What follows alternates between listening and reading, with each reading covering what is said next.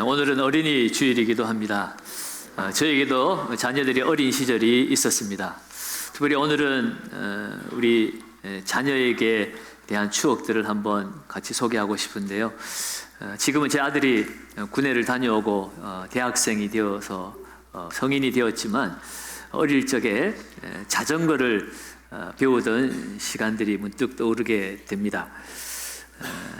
우리 아들이 자전거를 배울 때에 자전거를 타기 위해서 때로는 넘어져서 무릎을 찢기도 하고 그렇게 어려움을 당하고 있을 때 제가 이 아들을 도와주기 위해서 아들에게 그 자전거의 안장을 잡고 아들아 걱정하지 마라, 두려워하지 마라, 아버지가 꼭 잡고 있을 테니까 너는 힘차게 페달을 밟으면 돼 라고 했을 때 아들이 점점 두려움을 내려놓고 자전거를 밟아 가기 시작했습니다. 근데 자전거를 밟으면서도 여전히 걱정이 되고 의심이 되었던지 아빠 뒤에 있지? 뒤에서 자전거 붙잡고 있는 거 맞지? 라고 이렇게 물어봅니다.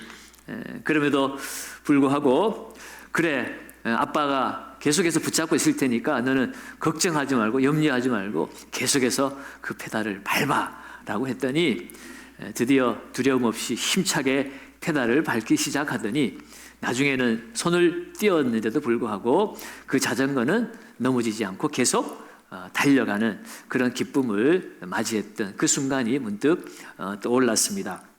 여러분, 이러한 모습을 통해서 우리가 깨닫게 되는 것이 하나 있습니다.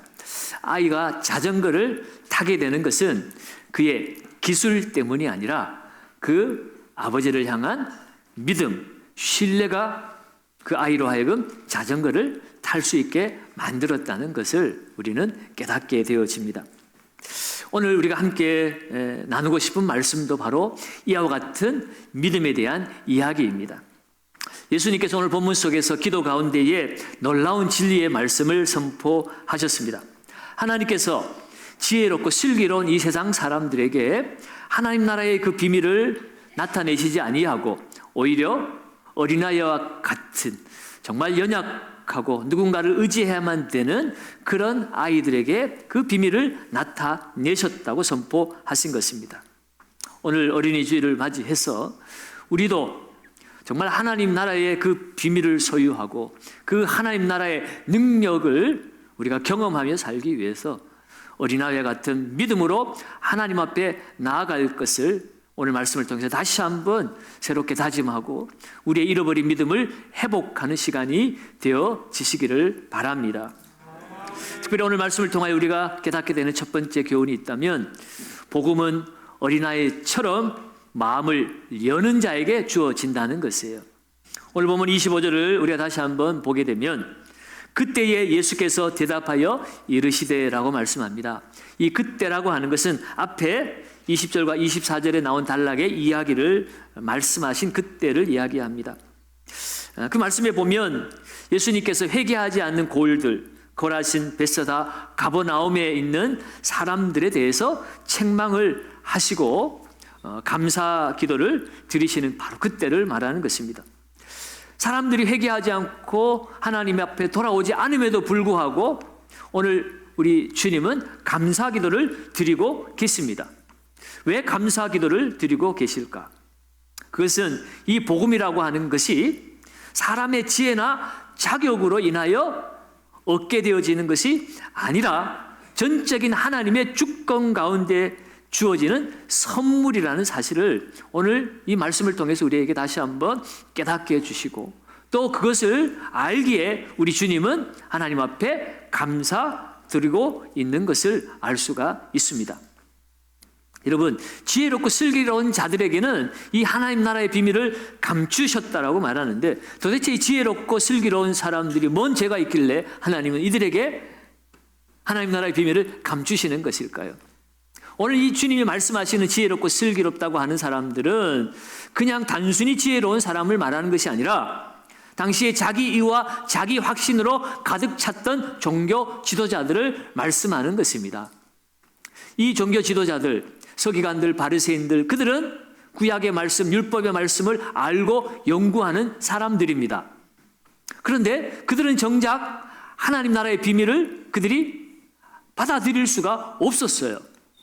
왜냐하면 그들에게는 자기들의 율법에 대한 자기 확신, 자기 의가 가득 채워져 있었고 지금까지 해왔던 종교적인 전통에 매여 있었기 때문에 그들은 이 성경을 날마다 읽고 연구하고 묵상했는데 정작 이 성경 말씀이 지시하고 있는 오실 메시아 예수 그리스도에 대해서 그 그리스도가 그들의 눈앞에 나타났음에도 불구하고 그들은 그 주님의 말씀을 받아들이지 못했던 거죠.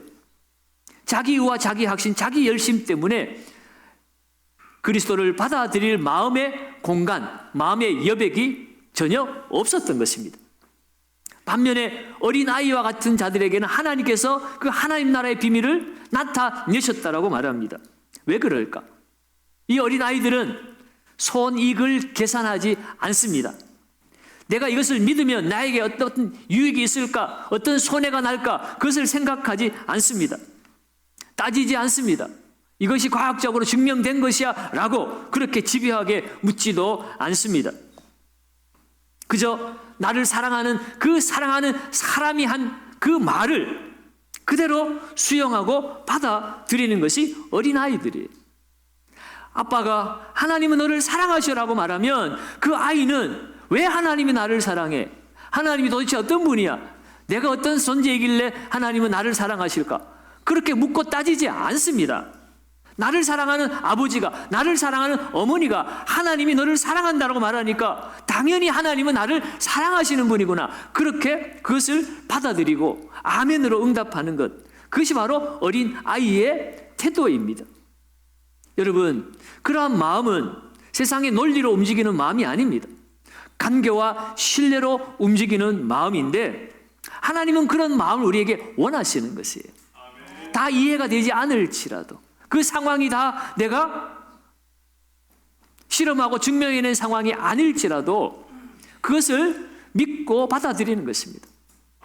오늘날 많은 젊은이들이 맞벌이하며 살아갑니다. 맞벌이하다 보면 우리 어린이집이나 뭐 그런 다가소에 맡겨야만 일상생활을 할 수가 있죠. 처음 아이를 그 어린이집에 맡기러 갈 때 부모도 불안하고 아이도 불안합니다. 그렇지만 아이에게 사랑으로 아이를 설득하고 아빠가 엄마가 너 꼭 데리러 올 거야. 아빠 일하러 나가야 되잖아. 엄마 일하러 나가야 되잖아. 그러니까 여기에서 잠깐 놀다가 기다리면 금세 너를 데리러 올 거야. 그렇게 부모가 설득을 하면 아이가 처음에는 불안해서 울고불고 하더라도 결국 적응을 하고 그것을 받아들입니다. 도대체 아이는 세상이 지금 어떻게 돌아가는지 모릅니다. 왜 부모는 나를 이곳에 둬야 하는지, 왜 부모는 잠시 나를 떠나야 하는지 그런 거 전혀 이해가 되지 않습니다. 그렇지만 그것을 곧 받아들이게 되죠. 바로 부모는 나를 사랑하는 존재이니까 나에게 가장 좋은 것을 주시는 분으로 믿기 때문입니다. 상황을 이해해서가 아니라 사랑하는 사람에 대한 본능적인 신뢰 때문입니다. 여러분, 우리가 하나님을 믿는다고 하는 신앙도 마찬가지입니다. 하나님을 내가 실험하고 증명해서 하나님 맞구나 해서 우리가 하나님 믿는다면 그것을 우리가 누가 믿음이라고 그러겠어요? 상식이지, 당연한 것이지. 예. 여러분, 하나님에 대해서 우리가 실험해보고 증명하지 못해도 그 하나님의 사랑, 하나님이 나를 사랑하신다는 그 사실을 우리가 단순히 믿고 신뢰할 때에 우리는 그 하나님을 경험하게 되어지는 것입니다. 여러분, 이 어린아이라고 하는 이 헬라어 네피오이라는 말은요, 유아를 말하는 뜻이에요. 아직 언어가 서툴고 세상의 이치를 다 알 수 없는 유아를 오늘 이 네피오이라고 하는데 바로 이러한 어린아이 같은 자에게 하나님 나라의 비밀이 계시되어지고 그것을 받아들이게 만들었다는 것입니다. 여러분, 이 어린아이는 자기 힘으로는 살아갈 수 없는 의존적인 존재예요. 부모가 돌봐주지 않으면 살아갈 수 없는 그런 아이들입니다. 한마디로 무력하고 연약한 존재들이에요. 그런데 그들이야말로 하나님 나라의 복음을 받아들이는 자들이 되었다는 것입니다. 기독교 유명한 저술가인 C.S. 루이스는 이런 말을 했습니다. 하나님을 이해하려는 시도는 결국 어린아이가 자신의 아버지의 직업을 이해하려고 애쓰는 것과 같다라고 이야기합니다. 여러분, 아버지가 하는 그 일을 이 어린 유아가 어떻게 이해가 되겠습니까? 여러분, 그러나 분명한 사실이 있습니다. 아이는 그 아버지가 하는 일이 어떤 일인지 알 필요도 없고 알 수도 없는 일이지만 한 가지만은 알고 있습니다. 그것은 그 아버지가 나를 사랑한다는 것입니다. 우리의 믿음도 마찬가지입니다. 하나님이 이 세상 가운데 역사하시고 일하시는 그 하나님의 섭리와 계획을 우리는 다 이해할 수가 없습니다. 때로는 갑자기 사업이 망하기도 하고 때로는 갑자기 내 사랑하는 사람이 죽어가기도 합니다. 도대체 하나님이 왜 이렇게 일하실까? 왜 이 세상은 이렇게 돌아갈까? 여러분, 우리는 다 이해가 되지 않습니다. 그렇지만 한 가지 분명히 우리가 믿어야 할 것이 있습니다. 하나님은 나를 사랑하시는 분이시다. 그 하나님의 그 사랑에 확증된 사건이 바로 십자가의 예수 그리스도이십니다. 우리가 다 이해하지 못하고 우리가 다 그것을 받아들일 수 없기 때문에 하나님이 사랑이시라는 것을 너희가 분명히 확신하라고 하나님께서 우리에게 직접 나타내어 주시고 보여주시고 행하신 것이 바로 십자가에 자기 목숨을 내어주시는 하나님 아버지의 그 사랑하심입니다. 여러분, 우리는 그 하나님의 사랑을 신뢰해야 합니다. 어린아이가 부모를 신뢰하듯이 우리 하나님을 신뢰할 때에 복음의 문이 활짝 열려지게 되어지는 것이에요. 그럼 여러분, 오늘 이 자리에서 우리도 어린아이의 믿음으로 돌아갈 수 있기를 바랍니다. 그래서 어린아이처럼 이렇게 고백했으면 좋겠습니다. 모든 걸 알지 못해도 나는 주님을 믿습니다. 우리 어린아이가 이 길을 걸어가면 낭떠러지 길이 나오는지 우리 집으로 가는 길인지 아니면 무슨 공원으로 가는 길인지 나를 못 살게 하는 길로 가는 길인지 아이는 모릅니다. 그러나 내 손을 잡고 있는 내 부모, 어머니든지 아버지든지 그 사랑의 손이 나를 붙들고 있다는 그 사실 앞에서 아무 문제와 염려가 없습니다. 우리가 믿고 섬기는 하나님이 창조주 하나님이 맞습니까? 나를 구원하시기 위해서 십자가에 자기 목숨을 내어주신 사랑의 주님이 맞습니까? 그렇다면 오늘 내 살아가는 삶의 현장에 때로는 질병의 문제가 찾아오고 때로는 경제적인 문제가 찾아오고 때로는 미래에 대한 불안이 엄습한다 할지라도 그 하나님이 나의 하나님이시라면 모든 것을 다 알지 못해도 나는 주님을 신뢰합니다. 주님을 사랑합니다. 그 주님을 믿고 따르겠습니다. 이 고백으로 나아갈 때에 하나님의 은혜와 사랑이 우리의 삶 가운데 넘치게 되는 줄로 믿습니다. 두 번째로 오늘 말씀을 통해서 우리가 깨닫게 되는 것은 이 어린아이와 같은 믿음은 하나님의 능력을 가져오게 한다는 거예요. 오늘 보면 26절은 이렇게 말씀하고 있습니다. 옳소이다 이렇게 된 것이 아버지의 무엇이라고요? 뜻이니이다. 뜻이니이다. 이 뜻이라고 하는 것은 의지를 나타내는 것이죠. 그런데 이 뜻은 단순히 하나님의 의지만을 말하는 것이 아니라 그 헬라어의 그 원어의 의미에 보면 기쁨을 주는 선택이다. 선한 기쁨의 결정이다라는 뜻을 가지고 있어요. 그러니까 오늘 이 어린아이와 같은 믿음 가운데에 하나님 나라의 복음을 계시하시고 그것을 나타내신 것은 하나님의 기쁘신 결정, 하나님의 기쁘신 의지로 되어진 일이라는 것입니다. 다시 말해서 하나님이 어린아이와 같은 순수한 믿음을 하나님이 기뻐하시고 그 순수한 믿음 안으로 하나님께서 역사하시기를 하나님이 기뻐하신다는 거예요. 그러면 여러분, 이 어린아이와 같은 믿음에 하나님의 능력이 나타나는 줄로 믿습니다. 찰스 스펀저 목사님은 이런 말씀하셨어요. 믿음은 하나님의 무한한 능력을 인간의 유한한 마음속으로 끌어오는 놀라운 다리이다. 이 유한한 인생 속에 무한하신 하나님의 능력이 나타나는 유일한 길이 바로 이 어린아이와 같은 믿음이라는 것이에요. 어떤 세상적인 조건이나 어떤 자격과 상관없이 오직 이 믿음 하나만으로 우리는 하나님의 능력과 연결되어질 수 있다는 것입니다. 여러분들도 이 말씀을 어디선가 들어본지도 모르겠습니다. 어느 작은 마을에 극심한 가뭄이 일어났습니다. 그래서 많은 사람들이 농사를 염려하고 많은 두려움 가운데서 그들이 고통하다가 이래서는 안 되겠다. 우리가 함께 모여서 하나님 앞에 비를 내려주시기를 위해서 기도하자라고 그들이 마음에 결심을 하고 그 마을의 교회로 온 마을 사람들이 모였습니다. 그 기도회를 열기로 결정한 그날 교회로 사람들이 몰려오는데 오직 단 한 사람 7살 난 소녀가 그 교회로 들어오는데 우산을 들고 교회로 들어왔습니다.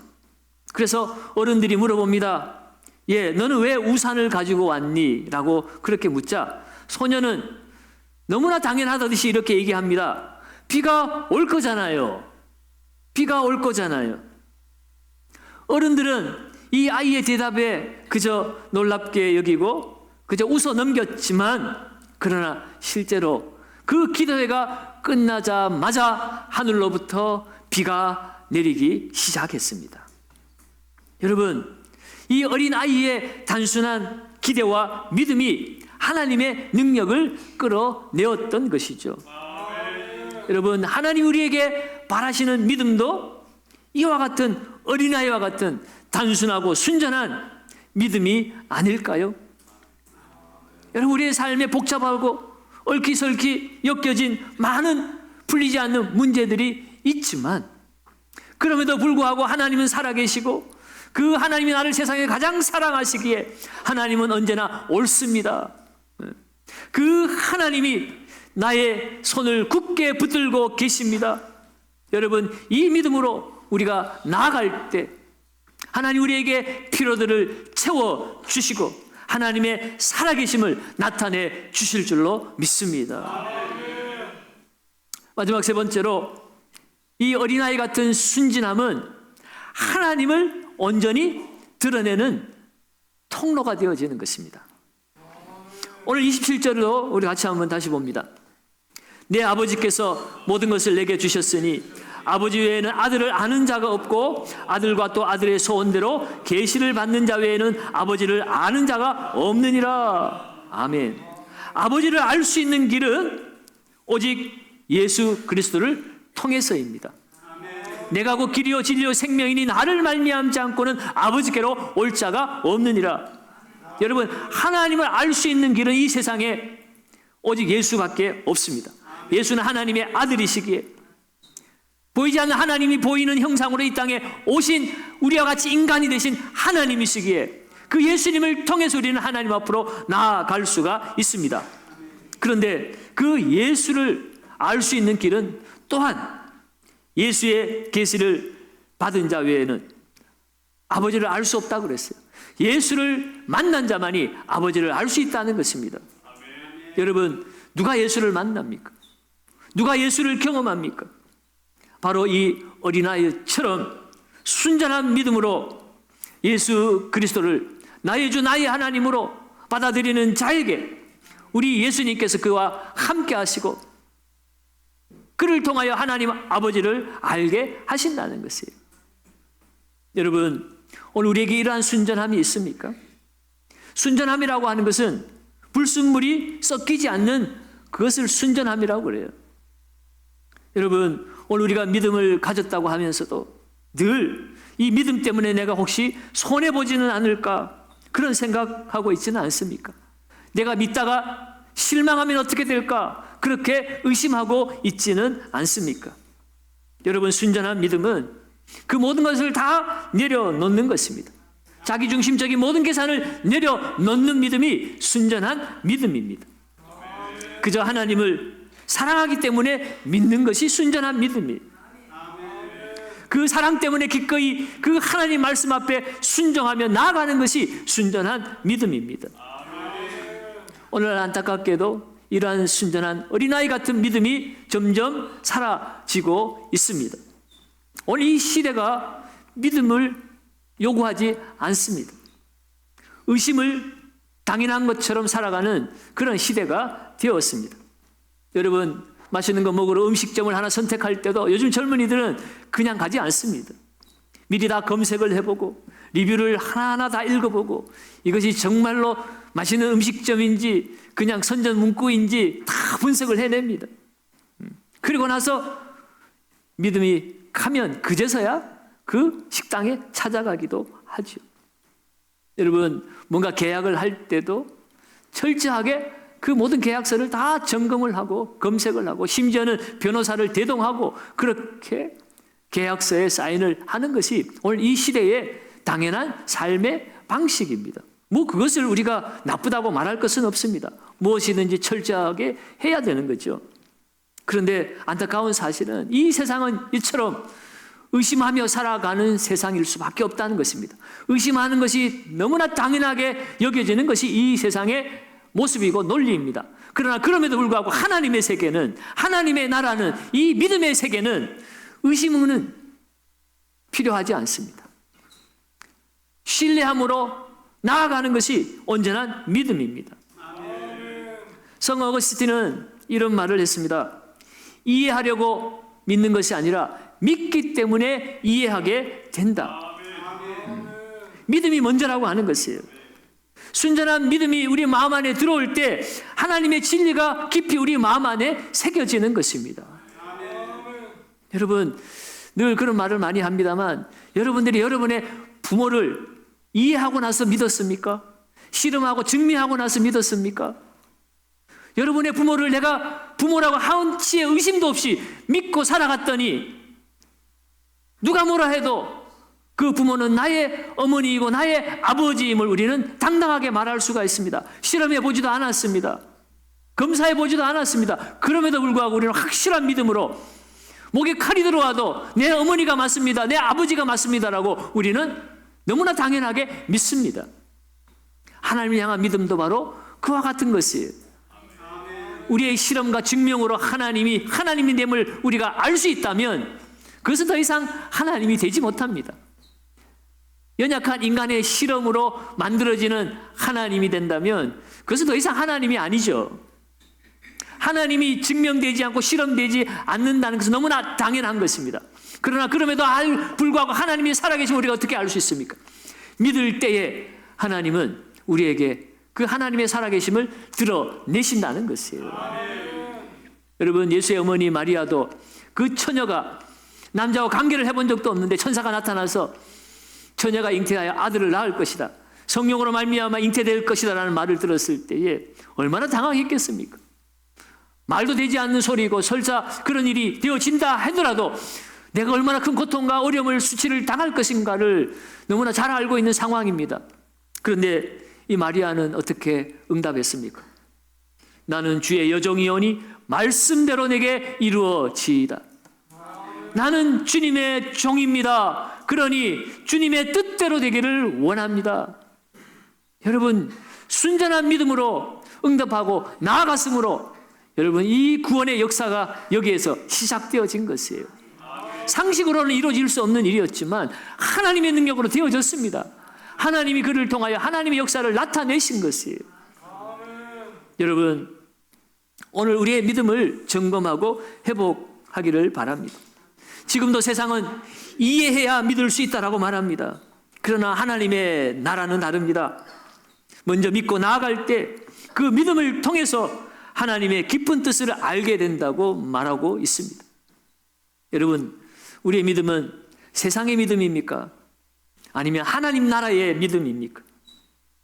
하나님의 나라는 이 복잡한 머리로는 이해할 수가 없고 그 복잡한 머리에는 하나님의 그 복음은 닫혀 있을 수밖에 없습니다. 여러분, 하나님 나라를 보기를 원합니까? 하나님 나라를 듣기를 원합니까? 확실하게 알기를 원합니까? 그렇다면 오늘 어린아이처럼 순수하고 순전한 믿음, 겸손한 믿음으로 나아갈 때에 우리 주님은 그 복음의 문을 활짝 열어주시고 그 계시의 말씀을 통하여 하나님 나라를 알게 하고 보게 하고 믿게 하여 주실 줄 믿습니다. 여러분, 신앙은 논리의 문제가 아니라 관계의 문제입니다. 하나님을 아는 것은 머리로 이해해서 아는 것이 아니라 마음으로 맺는 친밀한 관계 속에서 하나님은 알아가는 것입니다. 오늘 어린아이처럼 순수한 마음으로 하나님을 신뢰하시기 바랍니다. 그래야 할 때 하나님의 크신 놀라운 사랑과 계획이 우리의 삶 속에 구체적으로 나타나게 될 것입니다. 그러므로 오늘 이 시간 주님께 우리의 손을 내미시기 바랍니다. 하나님 아버지, 저는 다 이해하지 못하지만 주님을 신뢰합니다. 어린아이가 그 부모의 손을 붙잡듯이 오늘 이 시간 고백할 수 있었으면 좋겠어요. 이해가 아니라 신뢰로 걸어가겠습니다. 우리 따라서 한번 고백합시다. 이해가 아니라 신뢰로 걸어가겠습니다. 이 짧은 고백이 우리의 믿음의 시작이 되기를 바랍니다. 하나님의 나라는 논리로 열리는 문이 아니라 믿음으로 신뢰로 관계의 문으로 열려지는 것입니다. 주님은 오늘도 그 문 앞에서 우리를 기다리고 계십니다. 오늘 그 주님을 신뢰하며 믿고 주님 앞으로 나아가겠습니다. 이 놀라운 고백을 통하여서 오늘도 그 주님을 만나고 그 주님을 우리의 인생 가운데 경험하며 주님의 나라를 누리시는 저와 여러분들 되시기를 예수님의 이름으로 축원합니다.